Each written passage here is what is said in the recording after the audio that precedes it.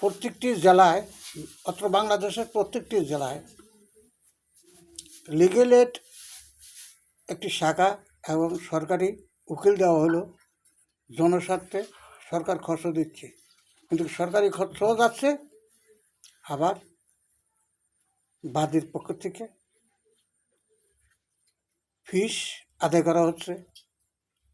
সর্বস্তরের আদালতের সমস্ত কর্মচারীকে টাকা দিতে হয়।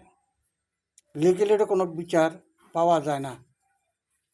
লিগ্যাল এইড নামটা হলো একটা ইস্যু। দেখেন, সমস্ত বড় লোকরা লিগ্যাল এইডে মামলা করে এই টাকাগুলা সরকারি কর্মচারী হাতে নেয়, কিন্তু আসলে যারা বিশেষ প্রয়োজন লিগ্যাল এইডের, তারা লিগ্যাল এইডের কোনো বিচারও পায় না, লিগ্যাল এইড তাদের কাজেও পৌঁছে না, যার জন্য লিগ্যাল এইডটা বাতিল করা একান্ত প্রয়োজন।